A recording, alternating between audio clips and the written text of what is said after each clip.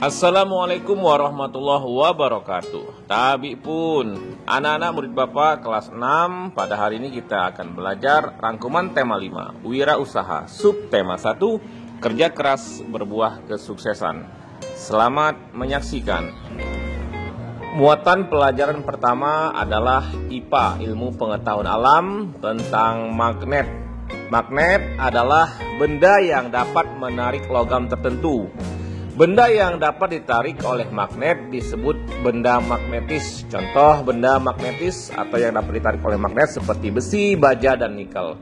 Sedangkan benda yang tidak dapat ditarik oleh magnet disebut benda non-magnetis. Contohnya kayu, kaca, karet, dan plastik. Bagian-bagian magnet atau kutub-kutub magnet itu terdiri dari dua kutub, yakni kutub utara atau U dan kutub selatan atau dilambangkan dengan S. Jika dua kutub sejenis U dengan U, utara dengan utara, didekatkan, maka keduanya akan tolak menolak. Sedangkan jika kutub tidak sejenis antara U dan S didekatkan, akan terjadi tarik menarik. Dijelaskan pula macam-macam bentuk magnet. Ada berbentuk batang atau magnet batang, kemudian magnet silinder yang berbentuk silinder, juga ada magnet ladam atau tapal kuda. Kemudian ada magnet jarum yang biasa dipakai pada kompas, dan magnet lingkaran. Apa saja sih sifat-sifat magnet? Yang pertama, magnet itu memiliki gaya tarik. Kemudian yang kedua adalah memiliki dua buah kutub, yaitu kutub utara dan kutub selatan. Yang ketiga, kutub senama U dan U atau S dan S akan tolak menolak. Kemudian yang keempat, kutub tidak senama antara U dengan S atau sebaliknya, maka magnet akan tarik menarik. Yang kelima, magnet memiliki gaya yang dapat menembus benda tertentu. Dan yang keenam dari sifat magnet adalah magnet dapat menarik benda-benda tertentu atau benda-benda yang magnetis tadi. Muatan pelajaran yang kedua adalah bahasa Indonesia. Pada pelajaran bahasa Indonesia dibahas tentang formulir. Formulir adalah lembar yang berisi data diri sesuai dengan tujuan formulir itu dibuat. Contoh formulir yang pertama, formulir daftar riwayat hidup. Kemudian ada formulir pendaftaran ekstrakurikuler, pendaftaran lomba mengikuti Olimpiade IPA, formulir membuka rekening pada bank. Tujuan formulir yang pertama adalah untuk menyeragamkan pendataan. Lalu yang kedua adalah mempermudah penggolongan data. Yang ketiga, kemudahan prosedur dan tata kerja. Yang keempat, sebagai alat instruksi kerja. Dan yang kelima, sebagai alat perencanaan. Nah, pada bagian pengisian formulir yang pertama itu menulis data dengan benar sesuai dengan fakta. Yang kedua adalah menulis dengan tulisan yang dapat dibaca, kemudian menghindari coretan agar data pada formulir tidak diragukan kebenarannya. Timbul pertanyaan, mengapa diperlukan petunjuk untuk mengisi formulir tertentu? Ada yang bisa menjawab, ya, agar pengisi formulir mengetahui cara mengisinya dan tidak terjadi kesalahan dalam mengisi formulir. Kemudian apa saja informasi penting yang perlu dituliskan pada formulir pendaftaran, yaitu nama, tempat dan tanggal lahir, nomor identitas, alamat tempat tinggal, dan nomor handphone atau nomor yang bisa dihubungi. Selanjutnya, mengapa alamat harus ditulis secara lengkap? Ada bagian formulir, tentunya untuk memudahkan proses pendaftaran atau kegiatan setelah pendaftaran.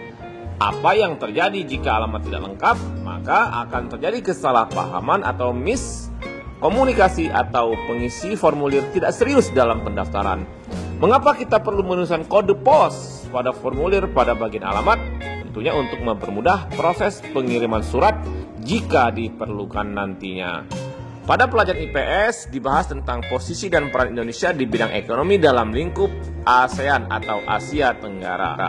Posisi dan peran Indonesia di bidang ekonomi dalam lingkup ASEAN antara lain yang pertama melakukan promosi-promosi dalam bidang pariwisata dan perdagangan. Kemudian yang kedua menyediakan cadangan pangan dan yang ketiga menyelenggarakan proyek industri. Selain dalam bidang ekonomi, kerjasama negara ASEAN juga dalam bidang olahraga, yakni dengan terselenggaranya ajang SEA Games. Pesta olahraga antar negara-negara di kawasan Asia Tenggara yang sudah diselenggarakan sejak dekade 60-an. Ajang tersebut adalah perwujudan kerjasama bidang sosial dan budaya. Kemudian, ajang SEA Games juga dapat memajukan sektor ekonomi, terutama di bidang pariwisata atau turisme yang merupakan efek samping menjadi tuan rumah ajang tersebut yang penyelenggaranya dilakukan secara bergiliran setiap negara di ASEAN. Nah, ini anak-anak sekalian adalah bendera dan logo ASEAN. Bendera ASEAN melambangkan ASEAN yang stabil, penuh perdamaian, bersatu dan dinamis. Logo ASEAN berada di tengah bendera ASEAN, sedangkan warna bendera dan logo ialah biru, merah, putih, dan kuning. Apa sih makna warna bendera ASEAN? Yang pertama, warna biru itu melambangkan perdamaian dan stabilitas. Yang warna merah melambangkan semangat dan kedinamisan. Sedangkan warna putih menunjukkan kesucian dan kuning merupakan simbol dari kemakmuran negara-negara ASEAN. Makna gambar bendera ASEAN, ikatan rumpun padi melambangkan harapan para tokoh pendiri ASEAN agar asosiasi ini secara bersama-sama terikat dalam persahabatan dan kesetiakawanan sosial. Lingkaran melambangkan kesatuan dari negara-negara ASEAN.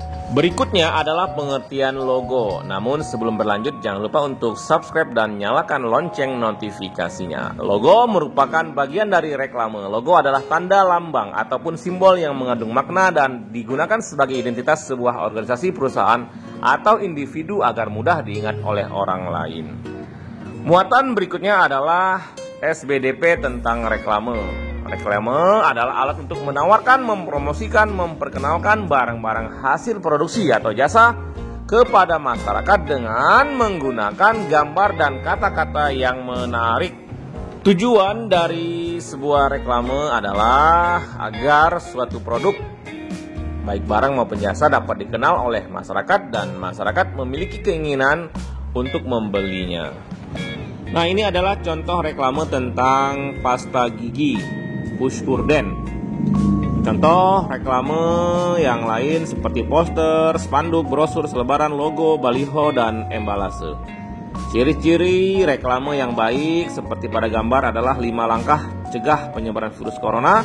Reklame dibuat menarik sehingga pembaca ingin mengikuti anjuran tersebut. Slogan jelas dan mudah dimengerti, bahasanya baik dan menarik dengan ukuran huruf yang sesuai. Ilustrasi yang ditampilkan menarik dan mudah diingat, dan tata letak gambar serta tulisannya juga baik. Muatan pelajaran yang terakhir adalah PPKN tentang keberagaman sosial dan budaya. Keberagaman sosial budaya disebabkan oleh beragamnya suku bangsa serta kekayaan budaya-budaya yang ada di Indonesia. Jenis keberagaman sosial budaya yang pertama, keberagaman bahasa, keberagaman rumah adat, seni daerah, pakaian adat, dan lain sebagainya.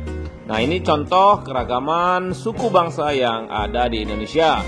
Suku Jawa biasanya mendiami Pulau Jawa. Suku Sunda juga ada di Jawa bagian barat. Suku Melayu ada di Pulau Sumatera.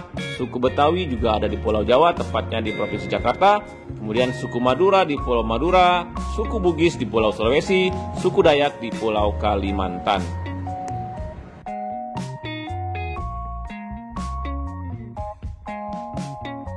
Nah, sedangkan contoh keragaman dari bahasa, ada bahasa Jawa biasanya digunakan oleh penduduk Provinsi Jateng dan Jawa Timur. Kemudian bahasa Sunda di Provinsi Jawa Barat, bahasa Madura di Pulau Madura, bahasa Betawi di Provinsi Jakarta, bahasa Batak di Provinsi Sumatera Utara. Bahkan bahasa Lampung juga ada di provinsi yang tercinta kita, yakni Provinsi Lampung. Ini merupakan contoh keragaman rumah adat yang ada di Indonesia. Ada rumah joglo yang ada di Provinsi Jawa Tengah, rumah gadang di Sumatera Barat, dan rumah honai di Provinsi Papua. Pada bagian keberagaman ekonomi adalah kondisi kegiatan ekonomi di dalam masyarakat yang beragam atau berbeda-beda. Manfaat keberagaman ekonomi dalam masyarakat adalah terpenuhinya kebutuhan barang dan jasa untuk menunjang kehidupan di dalam kehidupan bermasyarakat. Keberagaman ekonomi bergantung pada wilayah tempat tinggal penduduk. Contoh dari keberagaman ekonomi antara lain keberagaman jenis pekerjaan. Yang pertama ada petani, polisi, pedagang, guru, dan lain-lain. Kemudian juga ada keberagaman dalam berternak. Ada yang berternak ayam, bebek, kambing, sapi, dan lain-lain. Kemudian keberagaman perdagangan, ada yang berdagang pakaian, elektronik, makanan, dan ada yang berdagang sembako, serta pedagang yang lain. Manfaat keberagaman usaha di sekitar kita antara lain yang pertama adalah mudah untuk mendapatkan barang yang kita inginkan. Kemudian terciptanya lapangan pekerjaan. Dan yang ketiga, suatu desa atau tempat akan maju jika usaha masyarakatnya semakin beragam. Jadi ada timbal balik antara masyarakat yang membutuhkan sembako misalnya dengan masyarakat yang membutuhkan elektronik. Demikian anak-anak sekalian memaparkan materi ini. Semoga kita semua dapat mudah memahaminya. Terima kasih Bapak sampaikan. Terima kasih juga dari Khabil Ames, seorang wirausaha yang sukses. Wassalamualaikum warahmatullahi wabarakatuh.